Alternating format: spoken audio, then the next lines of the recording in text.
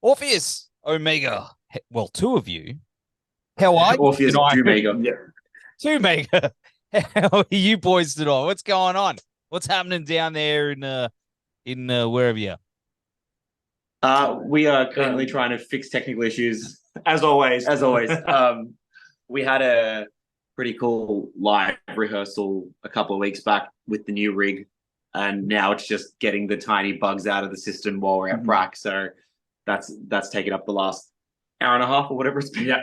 So we've just upgraded to a entirely new system. Yeah. It's very exciting. But it takes time. And that's okay, because we have a little bit of time before our next show. A little bit. We'll talk about that a bit later. We will. I've got some questions. But is it run by no, I'll ask you later. Yeah, because we're here and I've got my questions down here. So first things first, of course, pretty exciting. I've heard it and it's fucking amazing. The new Portraits EP. Holy shit. Like, it's amazing. You guys Thank you so much, really done like such a kick-ass job. And of course, I love the concept behind, you're all contributing a track each. Now, how did that come about? Because that's something not many bands can do without either fisticuffs in the street, or someone being buried in the backyard. Like, how did that come about? I guess I'll tell this one because this has been in the works for a while, since before your time, young one. Kez and I actually floated this idea probably back in like 2017 or something, like quite a while ago. It was just like, what if we did an EP where like each of us just wrote a song, to get it out of our system kind of thing. It was a very different idea back then, but the rough idea for like what we wanted on the cover and how we wanted to go about putting the songs together has been there for years. And then obviously coming out of lockdowns and everything, after playing the Bleed the Way anniversary shows, which were Luke's like first proper shows, Joao's last shows, it was like, this is the time to do it. So we kind of just really hunkered down and we're like, well, if we're going to do this, let's do it properly, do the video clip for every song, make it like each song has its own special release and all that. And I think it's probably come up a lot faster than we expected realistically with the actual releases and stuff. But it's been a blast putting it together. So it started a long time ago, but executed in the last 12-ish months or whatever. Yeah, truly. Yeah. It was something that was discussed but hadn't been conceived, and then we really hard, really hard and crammed real hard. Yeah, it was a delight to be a part of. What I've taken away from this release is that it's no secret that all musicians have an ego. It's a part of it's a part of the nature of being an artist. There's an identity there, and it demands to be seen. Let me fly, man. The beauty of Portraits is that we leave that at the door for every other release because we jam it all into here. So each member has entire creative control of one song, how it's performed live, even largely the mix, much to Chris's chagrin. It was. Even with that in mind, it was a very fluid, it was a very easy process altogether. I was going to say, the fun part was doing it this way.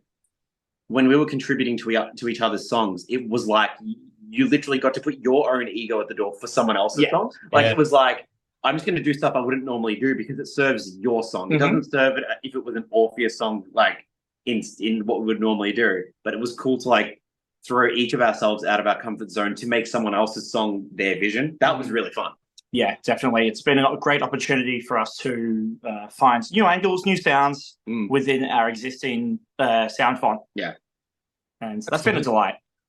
Yeah, it's awesome. And the thing I love about it is it's very, very Orpheus Omega, but there's each song it's got its own personality. You know what I mean? Like, it's such an incredible EP. Like, I can't stop. I was telling my mate about it. I was like, you got to hear this. Oh, but I can't. You can hear the singles. Go listen to them. But you can't hear this, like one trick amazing. But I'm actually really excited for when Luke's song comes out, obviously. But we get there. If they're all singles, different styles of cheese, mine's definitely craft. See, that's the interesting way to put it. What's yours, Chris? What kind of cheese? Oh, mine's mozzarella. Yeah, absolutely. The easy pleaser, definitely. And it's got an amazing guest on it too. Like, you've ramped it up. You got Andy Gillian, my mate, old mate, Bjorn Speedstrud, and I can't pronounce the dudes from Omnium. Gathering. I'm sorry, dudes. Yeah. I butchered. No, totally fair. Funnily enough, I feel like the Finnish names are more phonetic than other names that I've had to pronounce, but it's Jukka Pelkinen and Marcus Vanhala. So yes, it's pretty much as spelt for the most part, like, which is good. And obviously we've got Jim Gray from Caligula's Horse as well on Leon's track, which was sick. Goldie Boy from the Goldie. Technically the only Australian citizen on the guests. True. And he's still a guest in our country, damn it. And he's from the Goldie. We don't let him forget it. So yeah, he's representing obviously not only Australia but where Queensland, being a Queensland band. Yeah. So amazing, but it's such a amazing group of musicians that you brought in. How did they contribute? What did they bring to the table to each track? I feel like it's safe to say every person went well above and beyond what we sort of laid out as like a framework. Yes.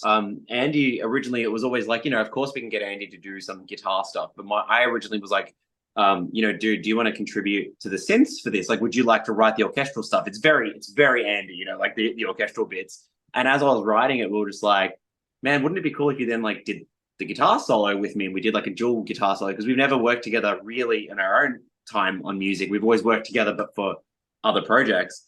And then after that, it was like, well, why don't we get him to do vocals as well? And it just like grew organically. And I feel like everyone had that, where it was like, even with Jim, we were like, oh, here are the three main points where the vocals are, see how you feel. And then he just contributed all these little bits in other spots. And it just made, like, I had to go back and change my vocals because I was like, well, he's made the song better now. And now I have to like work around it. And like everyone did that. Like everyone really just like, if they did only what we asked, we would have been stoked, but they just went and like ran with it, which is just, we appreciate it so much. We initially had some guest spots outlined, and they saw the ball, they took it home, and we had to go and pick it up from over the fence again. And it was much better than it was. Yeah. So very, very happy with those, and all the visual contributions as well cannot be understated. Overstated. It's been wonderful. All the clips that we've been able to work with. Having them in the clip and not it's funny because the I always think about the guys from Allegiant. When they had, I believe it was Bjorn on one of their songs, but they did a little cardboard cutout of him and made him like the Canadian, style of thing, which I think is freaking hilarious. Obviously the clip isn't out yet, and that'll come out in due time. But like Bjorn filmed stuff for us, and to be able to take his footage and then like craft what we wanted out of that and be like, oh, he's actually in it, is really cool. Like it's something we didn't think we were really going to be able to do, especially with the overseas guests. But then like, when we were up in Brisbane playing the show with Ballacor, we were already freaking cooked, obviously, from that show. And like, oh my God, whatever. That was then the next morning we got up at like 7 or something. Early 7? Yeah, it was like there were about 2 hours sleep involved. Yeah, like 2 hours sleep, and then Jim came down to film with us for the Edge of Forever video clip, and it was just like, I feel like that was how this whole process went. Like it was just like, oh, this is cool. This is cool. And like that was some of the most wonderful, productive, and crazy 24 hours of my recent life. Yeah. Certainly. Yeah. Man, and that was one of the best shows I've ever played.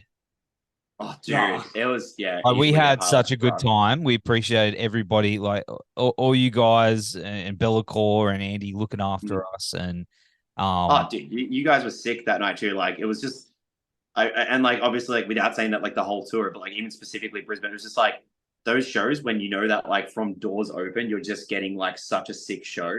Like I love that. I love going to gigs where I look at it and I'm like, oh crap, I have to get there early. Like, like I better eat before the first band because I don't get a break after that. So like that's you're on. Yeah, they're the best gigs. It took me by surprise because I set up and we everything doors and I thought, we're on first, so it'll probably be maybe a couple of people watching us. I walked out the back and I walked out and there was like all these people. I was like, oh well, here we go. So it was, man, and you guys were just on fire. Like amazing. That was a good show. That was my favorite show. Yeah, I actually, it's funny because like we had this chat actually. Like, you know, obviously hometown's always special. Sydney can be one of those make or break shows in the tour sometimes, where you like have to have that needle of like, let's not be too biased, and then like Sydney sometimes is like, okay, that was the better show. But I would say Brisbane was my favorint show of that tour for sure. Easily. And you're not just saying that because you're on the show. No. I think it was universally agreed upon. Yeah, excellent. Yeah, that was good times. But of course, the cover of Portraits is it Portraits? I'm having a day, boys. Let me rewind. You know, the cover of Portraits is why can't I say that word? Portraits. There we go. The cover is incredible. I love it. And you know, the stained glass with the each of you, and then you zoom in and there's like a pineapple and there's a I was like, oh, it's you know, where'd that come from? Well, it's they say not to work with children or animals, and we've both on the cover.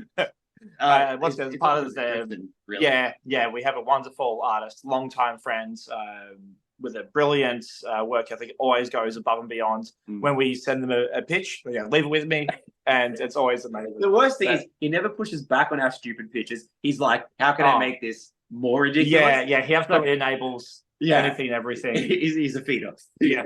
Yes. We send him like the brief and went like, we want the stained glass vibe. We want each of us on the front. And he just basically did the say no more. And I remember just him sending a little questionnaire back of going, oh, can each of you tell me like two maybe of your favorite things or two things that you love? And then just send it back. Write that and whatever. I'm like, all right, cool. So we obviously did each of our two things. And then you look at the cover and it's, you know, each of our favorite pastimes or hobbies or things that we care about. You look at the photo and it's been incorporated into each person's portrait. And like, when we just got the first draft back, I think we were like, we're 98% there. It was like, oh, can you move the font over? Like, it was just like, what critique can we give this? It was pretty much done from the first draft. He absolutely killed it. But and Tristan did the Way Your Sins artwork from our last album as well. And he's just, you know, the dude's flawless with his work. I can't say enough good things about him. As well as most of our merchandise. Yep. He's done heaps of our stuff. Have you played around with it a little bit with I don't know, glass and or having it printed on transparent sticker or something like that? Have you thought? We haven't yet. No. There's still, I think, obviously we haven't really played any shows yet for the release and whatnot, but there's some legs in it that will, you know, we've got those ideas for merch and things that we need to get through that we've just been like, I always find it's great having new merch that we put up online and all that because, you know, people will pre-order it, people will buy it with the new release and that's sick. But I like the excitement of announcing new shows and then being like, here's this sick new merch that you can get at the shows. There's something special about that. So I'm kind of excited when we get to do that and be like, here's this backlog of merch ideas that we get to be like, oh, now we can do it. Now we can take it on the road. And, you know, you walk up to the table and you're like, that sick shirt's there. Those, you know, transfer stickers are there or whatever it is. And it's just like, it's like you kind of have the smorgasbord of merch in front of you. I always love that vibe. Yes. You know, that vibe. Yeah. Typically, we have two colors to an album. With Portraits, it's an absolute rainbow. It's a freaking unicorn. It is. Yeah. So it's a lot of fun being able to design super bright merch. If you had the palette of the Portraits EP colors, it would just be, you know, the chocolate freckles. Yeah, it's just that, like that. I agree. But I think it'd look cool on a Stein. Hey. Whoa. That would be sick. Stein with that. Yeah, that would actually be brilliant. So you see, you get Matt to do a Kmart run, so you could see. Anko do Steins, right? Yeah. Kmart. I'm just throwing that out there. Throwing it out there. But I work in a printing factory, so I was at work today and I thought about it. All right. I can't do Steins, but I was messing around with the there's like a light box film that we have, and I was like, it look cool on this light box film. And I thought about it. I'm gonna have a play with it. And I know how it goes. Get Matt going, get the merch people going. Yeah, I'll let you know how it works out. You know, but that'd be cool. Send you one. I'll send you guys one. But of course the where was I? What was I even talking about? I went off on a little tangent about Steins. But it's been a day. I think we're just praising Tristan. That's it, really. Of course, where was I? Yes, the vinyl. Nev, reel me, Yes. reel me in, because the vinyl looks incredible as well. Yeah. And with all the colors are going to be on there. You've got your copies, right?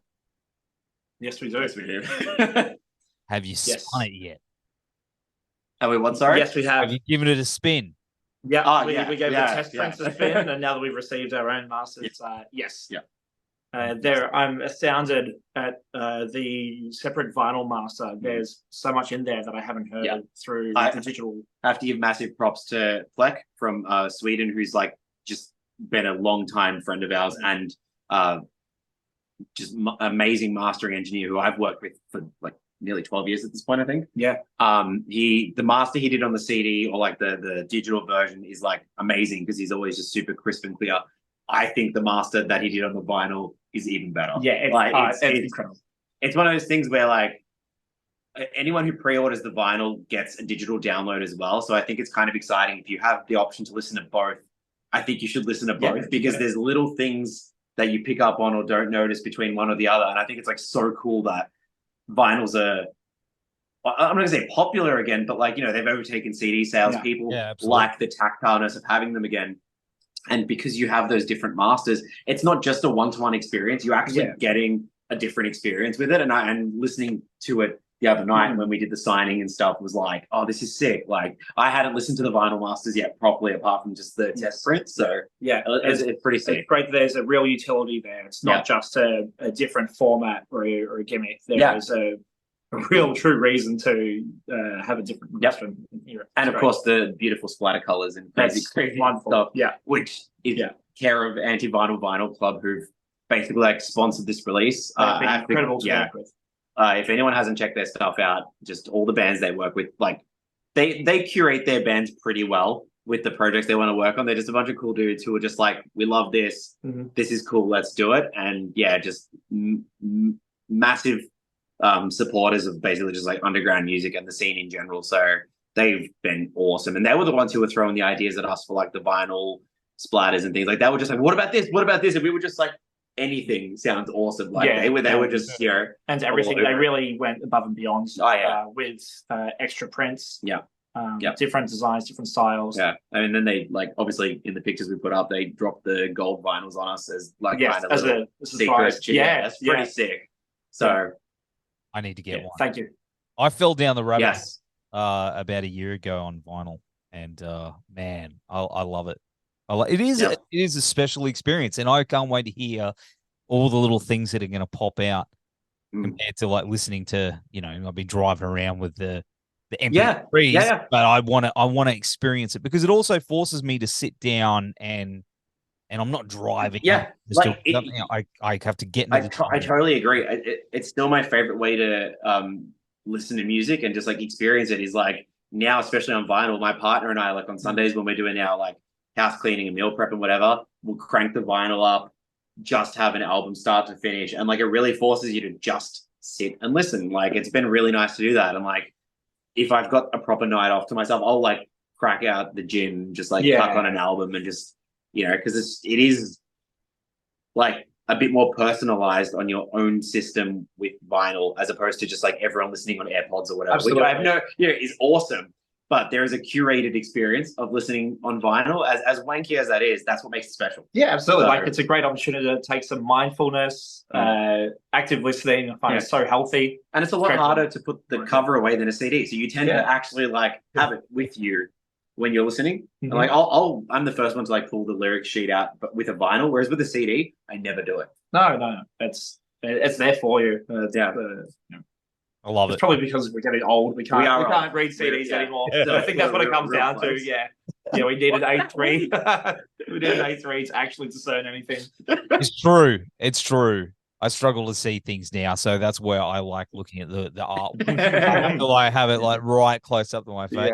Yeah. I bought. Actually, it's funny mentioning CDs. I bought my first CD in years the other day. It's always been vinyl, but it was like the Ren and Stimpy You Idiot soundtrack.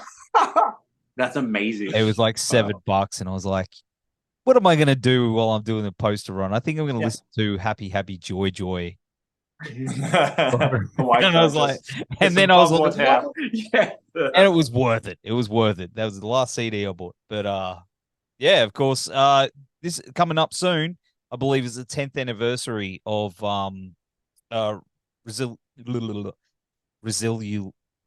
Resolution. Yeah, I mashed words together. It happens. I'm having trouble tonight, lads. But, okay, technically it's not a real word, so you can pronounce it however you want. Resolution. Yep. I'm sorry. Anyway, of course, have you got plans to celebrate that somehow? Is there going to be a reissue, or is there going to be? So there's a sad story behind the fact that I've lost some of the files for that album. Like the original, I had so this is like that album was recorded a long time ago. And like obviously it was recorded longer than 10 years ago. So my spin drive hard drive is going to need to go to get some love and get data taken off it if that ever wants to see the light of day again in some different fashion. But with the show we're doing on May 6th in Melbourne, which is like the one-off portraits launch, there are a few things we're going to be doing, but we are being a little bit, I guess, in the theme of portraits, being to ourselves about it, and anyone who's there on the night will sort of get to be a part of a couple of the little things that we're doing for that. We're not planning anything big or like, like any re-release or anything like that, but we are going to incorporate it into like sort of that show and maybe the next few shows that we do, just as like a little acknowledgement, I'd say, rather than a celebration. Yeah. That's an important part of our history. A very important part of our history. Are you filming it? Are we? Well, I mean, we filmed our last gig just for our live stream. Yeah. I think we will get some footage. It'd be nice to have, regardless. What we do with it after that, I don't know, but it'd be cool to have. Absolutely. Well, I mean, especially when I can't be there, and there's other things. Yeah. Well, I mean, that is true. Everyone else who gets to miss out is so rude. So rude. No, like, what's the? Yeah, I want to see it. I wish I could be there. I really, really wish I could. It's going to be sick. Like, we're actually like super keen just to have a show that is fairly just, I don't know, like self-indulgent, really. Yeah. In like a really like good, like whoever's there, it's just whoever's there will be there, and we're going to do it regardless. And it's just to get it out of our system in the way that the whole EP's come together, So it'll just be fun to play the whole EP start to finish and whatnot. So looking forward to it. That's awesome. That's awesome. How long have you been with the band, man? Now? So I've been with Orpheus for, I want to say, 18 months at this point. We played my first show in December 21, I believe. Yeah. Could be. So coming on. Yeah, and you're in the you're in the band sort of mid-year. So it's like, I mean, it depends how you measure it. Do you measure it by when you debut live, by when you get you're in with a grin? Yeah. There was I did come in through a tumultuous period, but it was an absolute blessing to be able to have a pass of the torch with touring with Joel and having a 3-guitar lineup. It was amazing. It was good fun. Like, I mean, Luke stepped up to the plate on that one because I wanted to. It wasn't. It was. It was. We didn't actually need you that. No. I refuse to not be involved. Essentially, like, if you want me in the band, these are my conditions, and I need to be on Beep Lead the Way. I've been a fan of Orpheus for a very long time. I'm still a big fanboy, honestly. So it was wonderful to be a part of that album. I've been a fan for 10 years, and that was one of my favorite records. So it was great to be involved in that. It was pretty cool because obviously due to lockdowns and everything, we postponed that tour like 4 or 5 times. I think it was like it was definitely postponed for over like 16 months. I think in total, or whatever it ended up being, close to that. It would have been actually that long. And so, Joao had basically already, cashed in his last check. We'd given him his Rolex. Like, he was out of the band at that point for a while. Yes. He technically was in the band.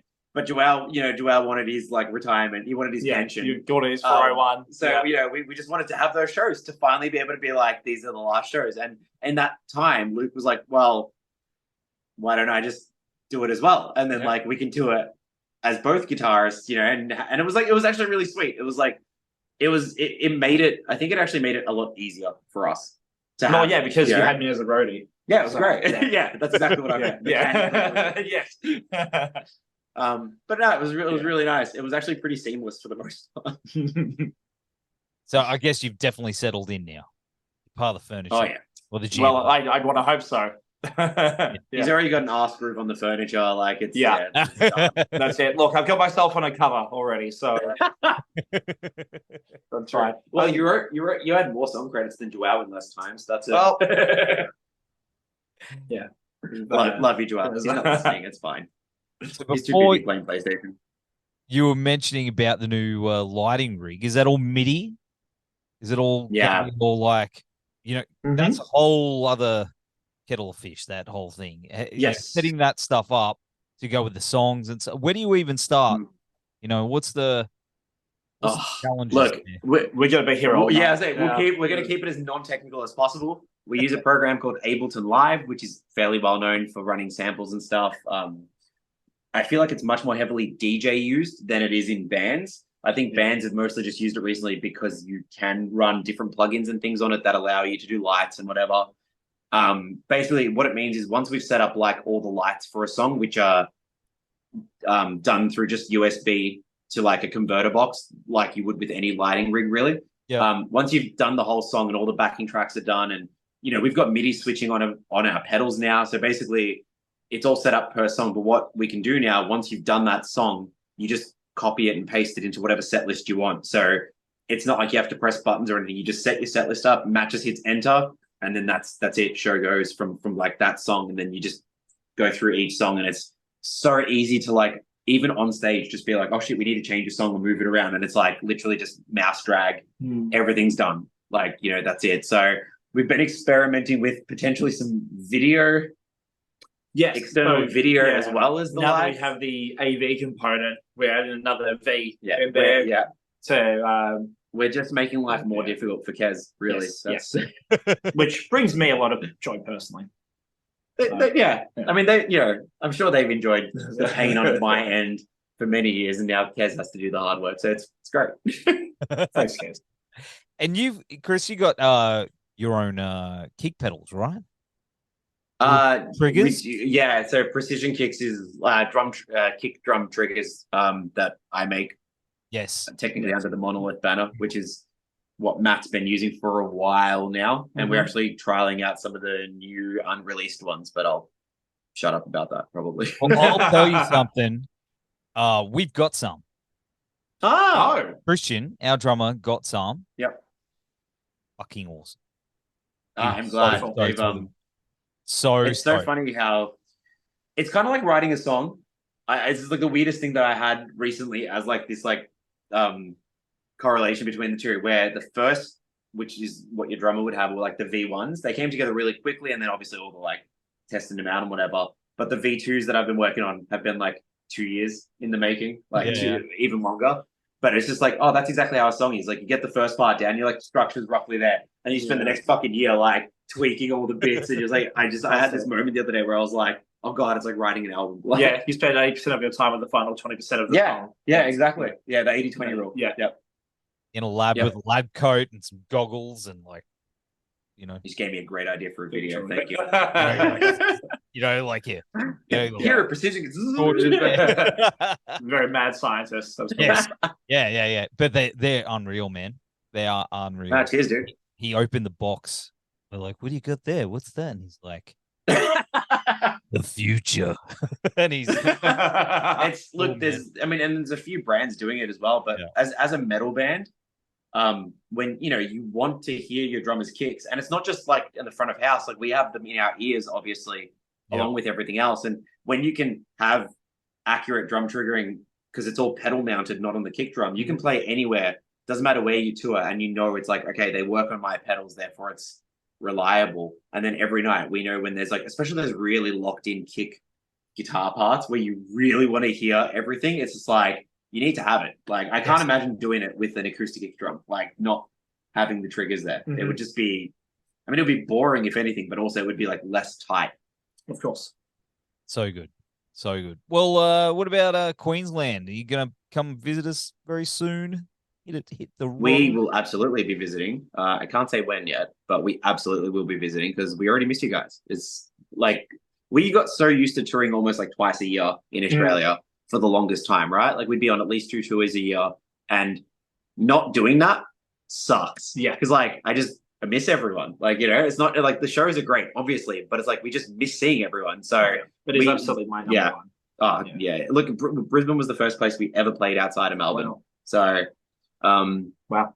And that's always been like a second home, really. Like for us, our closest friends are there, and like the crowd is always just mental in the best way. The energy is always palpable. Yeah. So yeah, we will be. I would like to say we'll be back this year. That's almost definite. Yeah. Gold Coast? Or is that pushing a little bit more? Gold Coast? I would love for someone to tell me how to go about a Gold Coast show. Like, I feel like that side of the scene, anything outside of the major cities, for the most part, has been so like tumultuous. Where it's like, oh, it's this venue that doesn't exist anymore. This person putting on gigs on. That person isn't around anymore. It's like that kind of thing. So if you've got any leads, by all means, just slip them our way, because the more time we can spend up there playing shows and being there, absolutely, I can do that. That would be freaking sick. Yeah. We got Mo's or Vinny's, or Vinny's and Mo's. So is that the two? That's the two mains. There's like that's sick. Yeah, right. Yeah, absolutely. Because I mean, the more shows we can do, the better. I think something we want to try to do as well is like do more regional stuff, because we haven't like some of the deep pockets, like the ones where you're like, if we get 50 people, it's going to be a sick show. Like some of those places. So I think we want to do that at some point, because we just haven't. And it's like, the nature of Australian touring, you are passing all these towns regardless. So logistically, it's halfway there. Yep. Well, I'll swing you some. Just remind me. I'll. Oh, absolutely. Yeah, I'll sort that out. No worries. But hey, it's been awesome hanging out, boys. Thank you for hanging out. Thank you so much for having us, dude. Yeah, sorry, it was a little spacey tonight. I think that's the nature of the human experience, my friend. Yeah. But of course, we will have all the links down here to portraits, and that comes out on April 20. I remember 420. Was that intentional? Inject the album. That is inhale the album. I'm not saying that you should light one up and listen to it on vinyl. Yeah. But if you did, I'm not saying you wouldn't have a good time. Try not to light the vinyl up. But and don't smoke it. It's whacked. All right. Thank you so much, mate. Hey, boys, we'll see you very soon, and take care. Thanks, Derek. Follow our love.